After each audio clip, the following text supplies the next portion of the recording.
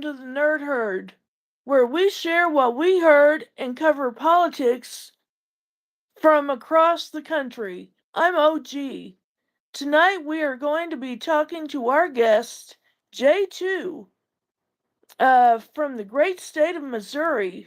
We'll be discussing redistricting and the ongoing battle to change the way that things are put on into the Constitution. And so let's get into it. Absolutely. J2, it is my understanding that the redistricting map is on the governor's desk, but hasn't been signed. Can you tell us a little bit more about that? Well, that's my understanding too. What I'm hearing, kind of inside baseball, is that they've clearly determined. It made news the other day that one of what I believe is one of the precincts when they carved up Emmanuel Cleaver's district. One of the precincts now is both legally in Missouri Congressional District 4 and Missouri Congressional District 5. There are currently at least two lawsuits in Cole County challenging this. There's also an initiative petition that's going around that is already circulating in St. Louis City and St. Louis County. It will be circulating in Springfield, Missouri, as soon as I think tomorrow. That will allow Missouri voters to vote on these changes. I just think it's very fitting and not surprising that they screwed this up royally. And I'm not disappointed because I think what they've been doing is absolutely reprehensible. So, I know other states are going to go the redistricting route as well. Do you feel that Missouri might backtrack on redistricting, or are they just going to redo the map? Well, I think frankly they're probably thinking about what the next course of action is, because this whole issue with I think it's the 811 precinct, precinct might not be the right word, but the one that they put in two different districts. I think they're trying to figure out, do they try to get the courts to resolve it? But the legislature is the one that's responsible, or the group that is responsible for redistricting, right? And that got screwed up. So I don't think the courts would want to say, okay, well, this particular precinct belongs in one or the other, because that falls under the authority of the state legislature. So the only other option would be to call the Missouri House and Senate back into another extraordinary special session, which would be number 3 this year. And as we talked about a while ago, the last one we had that ended week before last, that cost the taxpayers nearly $200,000. I'm not sure exactly how much, but to do the math on what every member gets per diem plus the mileage that every member gets, it costs the state a lot, and I don't know what they're going to do.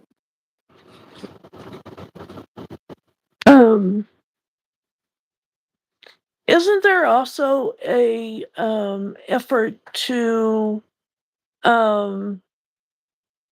push back on ballot referendums by the people? Yeah, that is actually really specific to constitutional amendments. We call them IP reform, initiative petition reform. but it's basically citizen initiative petitions. We had robust debate on the floor about that. And it's interesting because citizens in Missouri for over 100 years have had the ability to get signatures and make constitutional amendments, put it to a vote of the people. And the sort of irony is that the legislature has that same ability. And they want to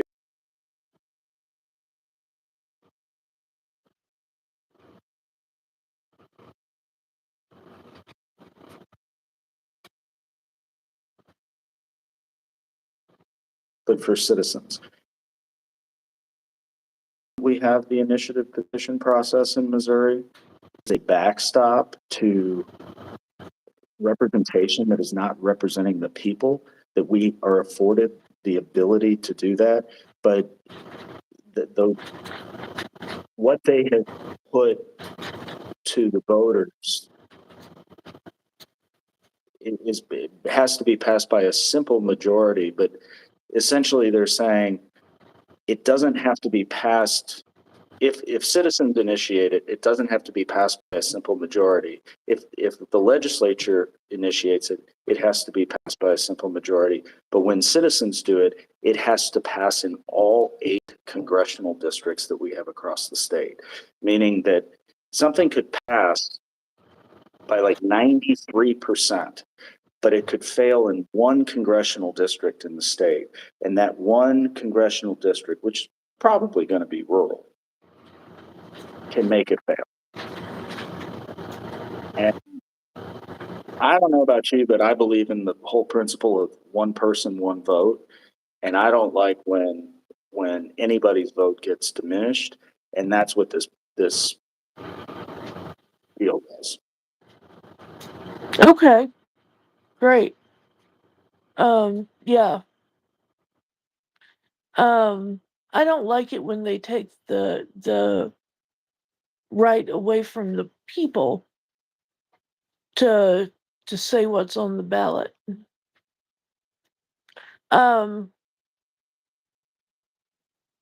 There's also rewording, or going to be rewording, on the initiative on the ballot from AB because of a judge ruling. Right.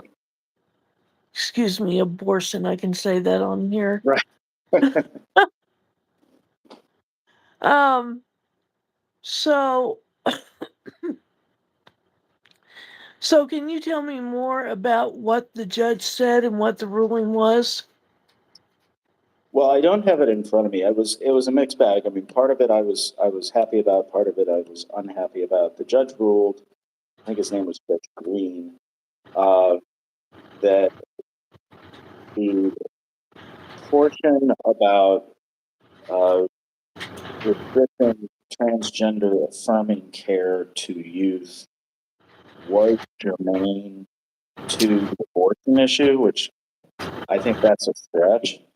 But the judge also said that, and gave the Secretary of State, I think it was 7 days, the opportunity to come back and correct the ballot language, because the ballot language, and I talked about this on your TikTok lives, the ballot language essentially made it seem as if when we passed reproductive health care in a constitutional amendment last November, that somehow we left out protections for the life and health of the mother and rape and incest, for example. But it was totally misleading. So the judge basically said, you have got to make sure the ballot language says that what this is doing, what you're proposing, and what you're putting on the ballot is going to overturn the will of the voters and what we voted for last November. So that piece of it was good. I still don't think the transgender affirming care for minors is germane to this, but that's a political argument that in the super minority, I'm not going to win.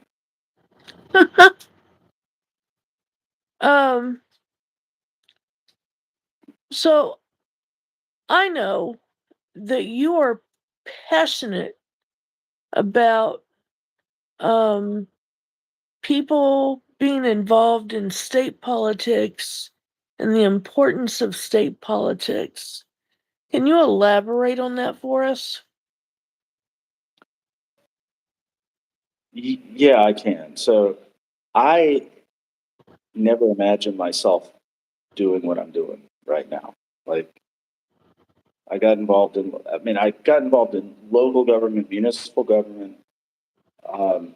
This was not on my radar. This was not something I ever aspired to do. I did it because people in my community said, you need to do this. Like you care so much about our community. So that's kind of how I've gotten to where I am.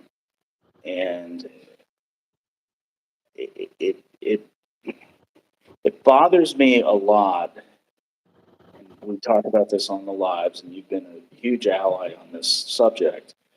That we talk about what happens in Washington D.C. We talk about the Congress. We talk about Republicans. We talk about terrible policy. We talk about the president. But then people aren't paying attention to what's going on in their state.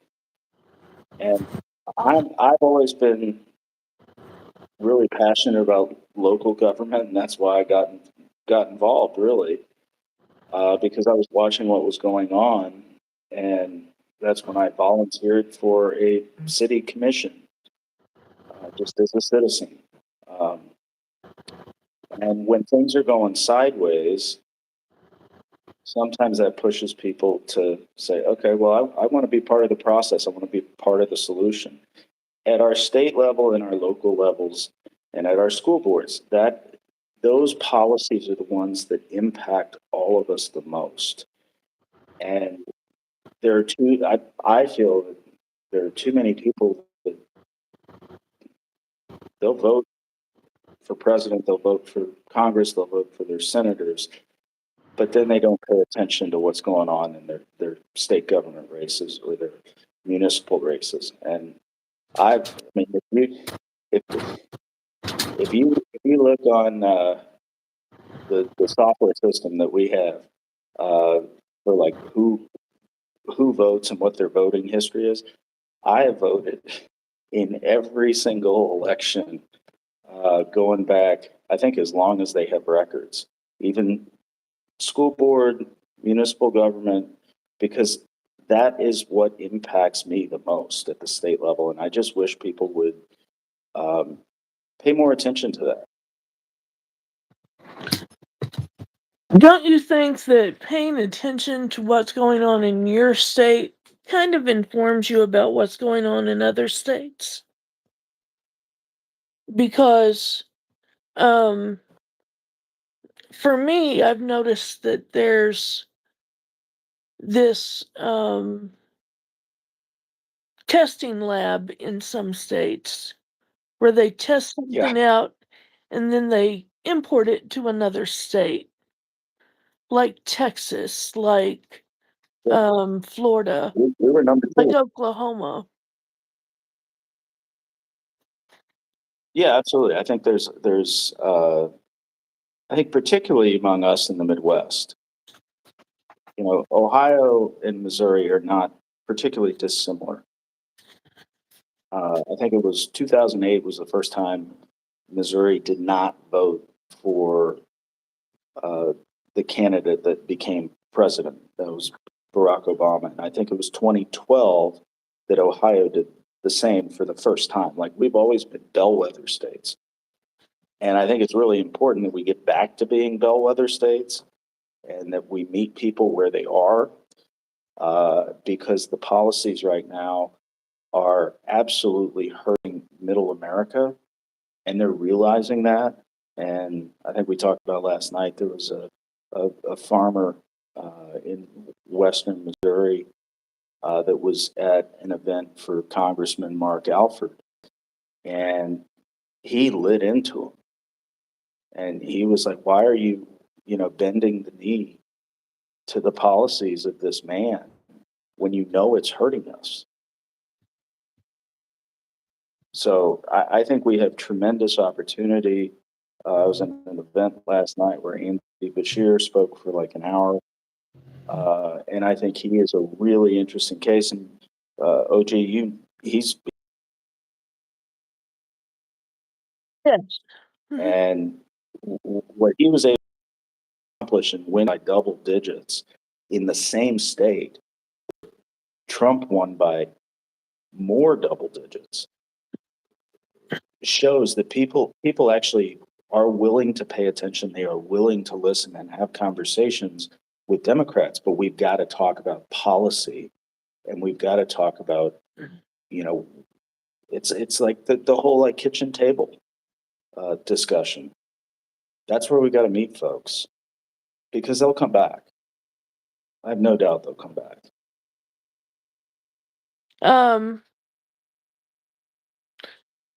The policies of this administration are going to really hurt people in the pocketbook, and I think that gives us an opportunity to have those conversations.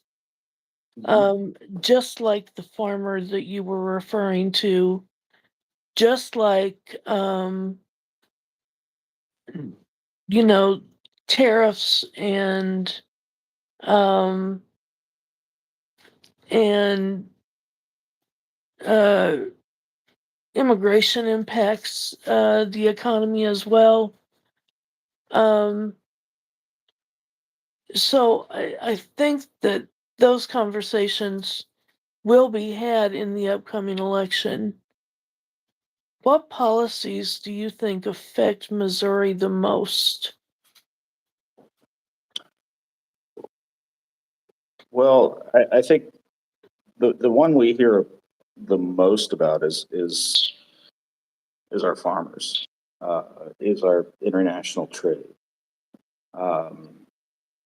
I was not able to go to an event that was held with Missouri soybean farmers, but I heard from all of my colleagues that last year Missouri soybean farmers sold $1.9 billion of soybeans grown in Missouri with China, and that number this year is zero. That is going to, in my opinion, our local farmers are going to lose their farms over there.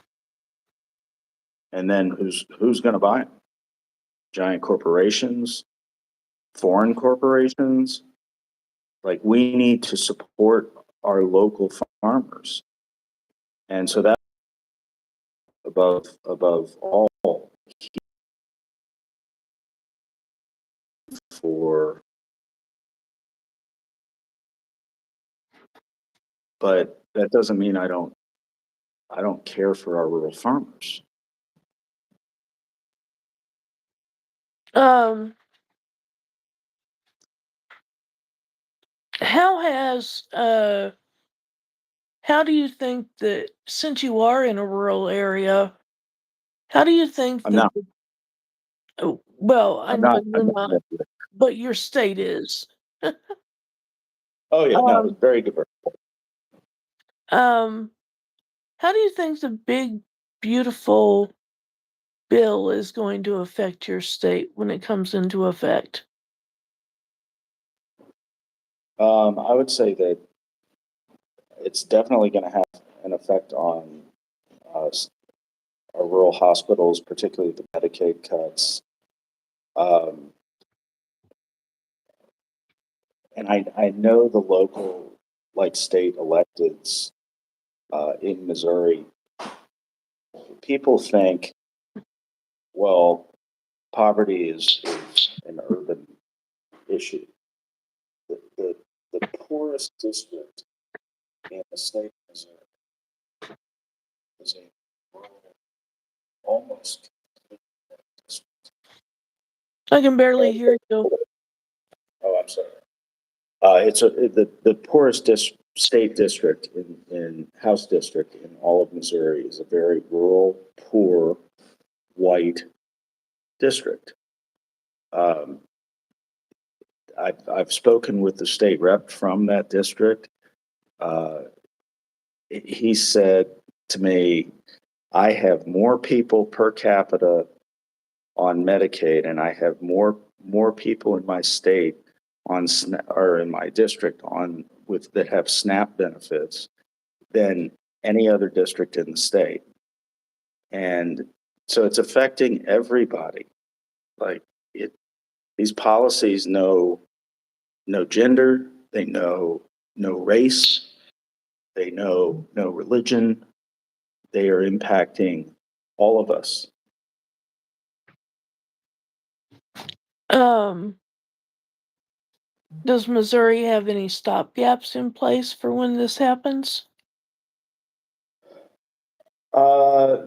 No, because I would say just, well, we're not on TikTok, but I would say that my colleagues on the other side of the aisle like to shoot before they aim and they figure it out.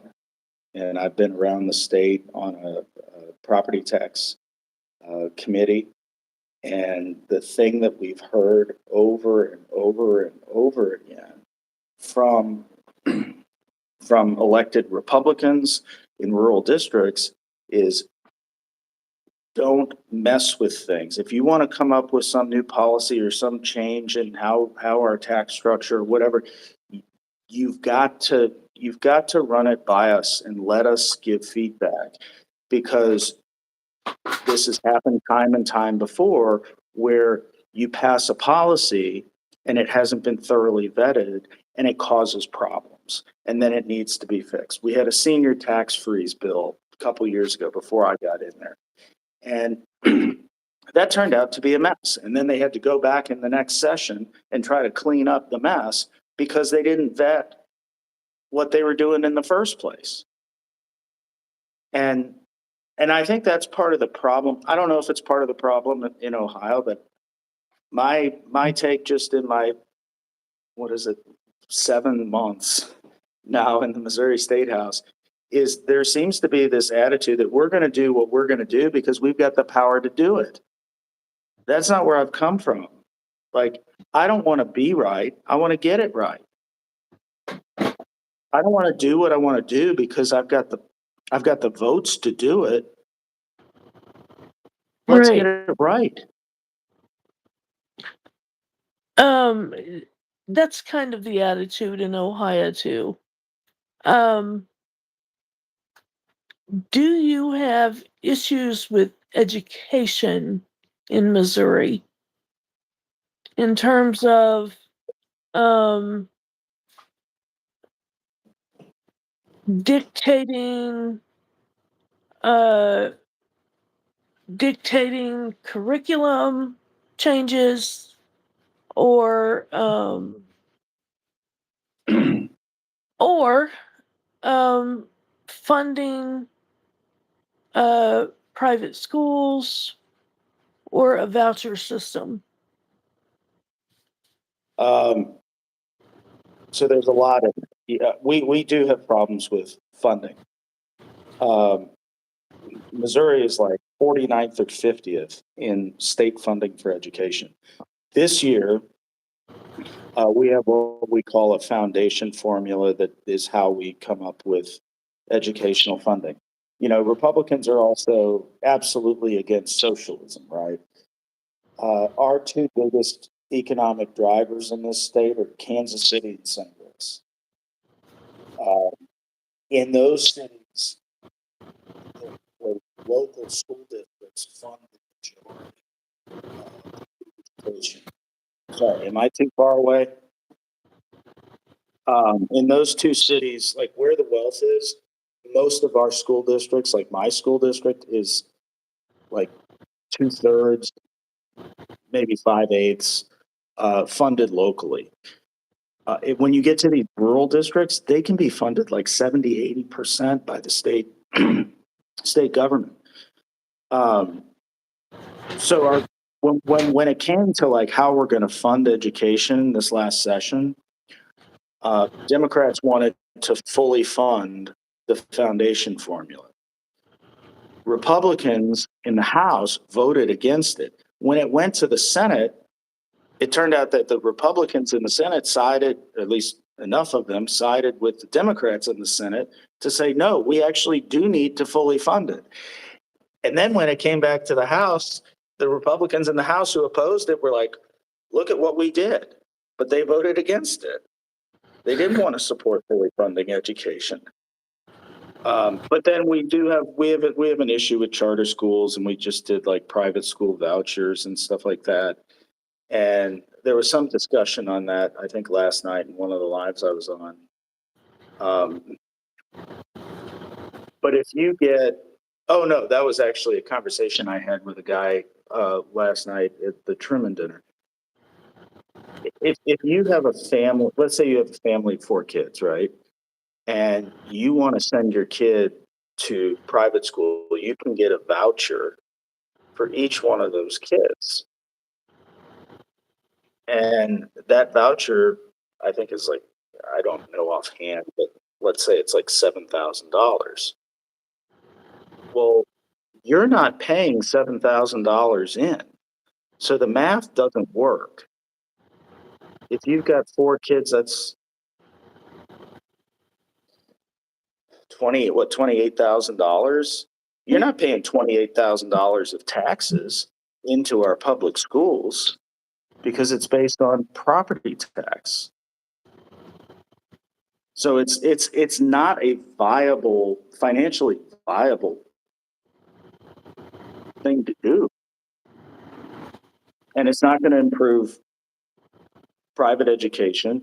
And the reality is with like these private school vouchers, the only person you're really subsidizing is somebody that already has enough wealth that just doesn't want to pay the full $17,000 private tuition for their kid.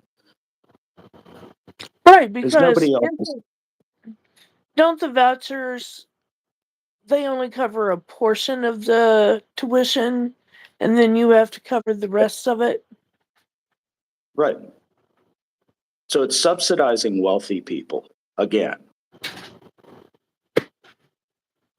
Okay, no, that's ridiculous. What about, have you been impacted by immigration enforcement in your state? We have not as much as other states, I would say. I don't know the extent, honestly, that we have. I did hear recently that there was like a raid on several houses, and they all worked for some business. I just don't know enough to really comment on that here. Okay. It's not as pervasive as it's been in other states. I feel comfortable saying that.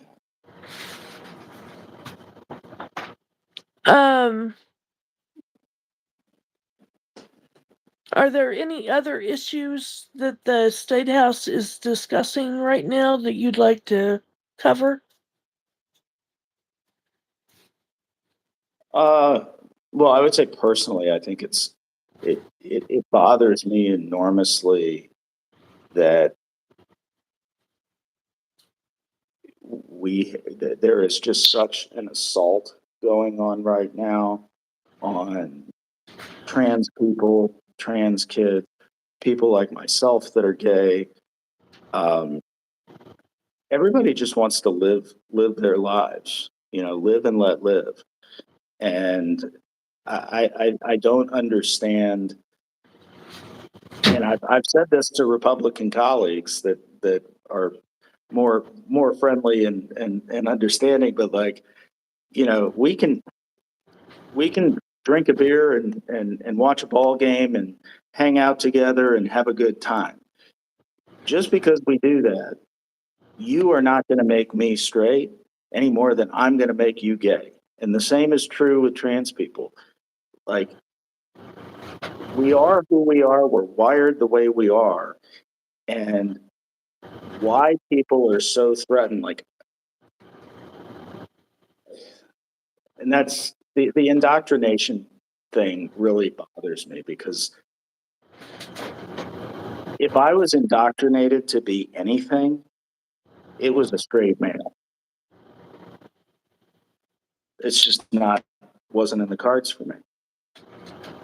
And that took a lot of coming to terms with, honestly.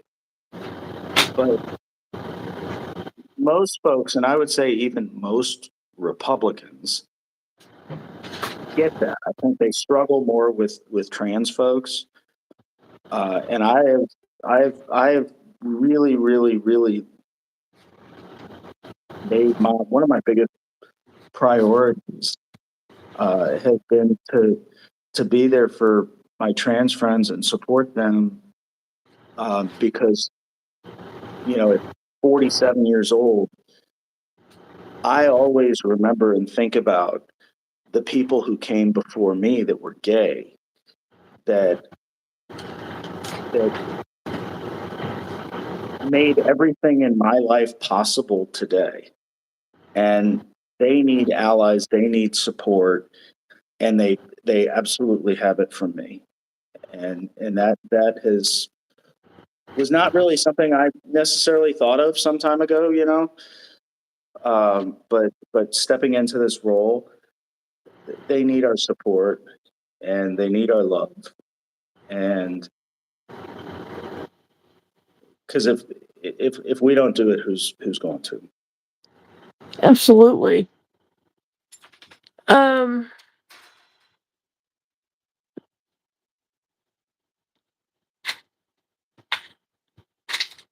I know that there's expectation for utility bills to go higher. Oh, ours are already 12% higher this year. There's an expectation for gas to go higher, for well, food's already going higher. How is that hitting the average Missourian, and what, if anything, can the Missouri legislature do about it? Well, I think it's definitely hitting the average Missourian. What the legislature can do about it, that I don't know. I mean, I wish the Missouri legislature would not have eliminated the capital gains tax earlier this year, and then justified $300 million worth of line item vetoes, because we lost $400 million worth of revenue from the capital gains tax. We have some people here that will say, like, we don't have a revenue problem, we have a spending problem. That doesn't comport with the facts, and the facts that our budgets have not increased compared with inflation and all of that. Like, we have cut and cut and cut, and at some point you can cut to the bone and there's nothing left to cut. But also, people in our communities, both Republican and Democrat, red and blue, we want the services we have. We want our fire districts, we want our library districts, we want good public schools. And that comes with a cost. And I just think a lot of folks are out of touch, honestly. Talk to me about the local control of those services. We talked about this briefly on TikTok, but I think that's an issue in your state, that they're trying to push a more centralized control of local services like emergency services and such into the central government versus community government. So there's been some discussion, again, among some Republicans, not all Republicans, of shifting the funding source, which local communities here and in most states are funded by property taxes. And in some states, we also have personal property taxes. But shifting that to a consumption tax or sales tax, which could not be more regressive. But then the result of that would really strip local communities. And there was one community I went to for a committee hearing, and it was in Lebanon, Missouri. So like southwest near Springfield. And that's where we heard from all these, I mean, these folks were not Democrats, and the Democrats on the committee were sort of sitting watching, and these folks were getting up kind of blasting the Republicans. And I remember the last guy got up and said, you know, we do not want your big government state takeover. We voted for our schools. We voted to increase our taxes, property tax on our schools, for our ambulance district, for our library district, for our fire district. And the idea that, you know, you're just going to put in a sales tax and then people in the state capitol are going to decide, you know, how much and when and where we're going to get whatever funds we're going to be allocated. They don't like that.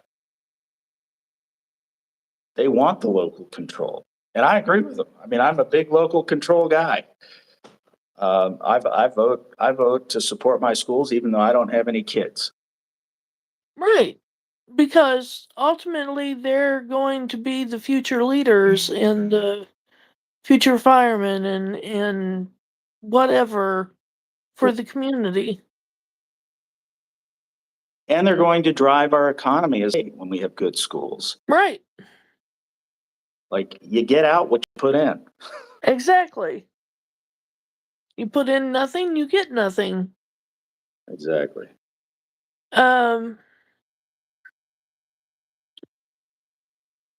Do you have any remarks or closing issues you'd like to touch on? Not particularly. I appreciate the opportunity to come up and have this conversation. I do hope and would implore upon anybody and everybody, as I do on TikTok, to please pay attention to your ballots down ballot, to your state rep. Know who your state rep is. Reach out to your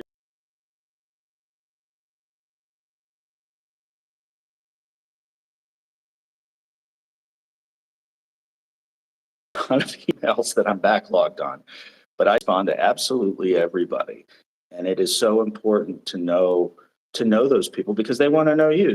They care about, I mean, I think the vast majority of them genuinely care about their constituents and they want to hear from them. They want to know you and they want to hear your concerns. And more people should do that. I mean, we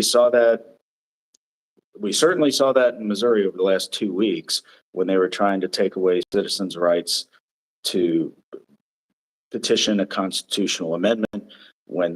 We certainly heard it when they were trying to take away our reproductive rights that we voted for and made a constitutional amendment. And we certainly heard about it over the redistricting. And I got tons of emails from folks, particularly the redistricting. And I responded to just about everybody. I said, thank you for your email, but you know what? You need to be reaching out to the Republicans who are actually going to vote this through. The Democrats were solid. Like, there was not a single one of us that supported the redistricting or the the initiative petition reform. But you need to remind, especially some of those folks that are Republicans, that are in more purple districts, that they need to do the right thing And you need to tell them, if you don't, I'm going to show up in your district and knock doors for your opponent. Oh, I do that all the time. Well, bless your heart. But that's the biggest thing. Like, we got to play hardball. And these folks on the other side of the aisle, honestly, they are so under the thumb of particularly Washington, D.C., and the president, but also state leadership, the governor, the Speaker of the House, who I've talked to and have a decent relationship with. It's challenging at times, but these folks on the other side of the aisle are pressured into taking votes to achieve a certain outcome. And on our side, it's for the most part, it's pretty much like vote your conscience, vote your district, vote your constituents. We don't all have to be a monolith and agree on every single issue. It's very different on the other side of the aisle in Missouri. There's a lot more pressure, from my observation. I agree with that. I agree with that wholeheartedly from what I've seen. Um, J2, I want to thank you for coming. I want to thank you for your service to your state. Thank you. And I hope to have you back on.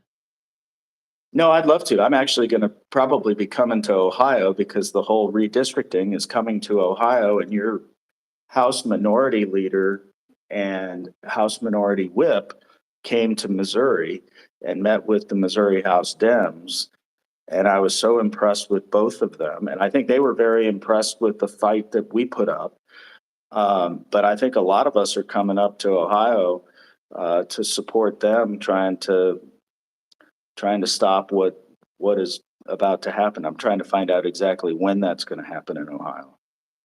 Oh, well, I'll try to find out and let you know. That would be great.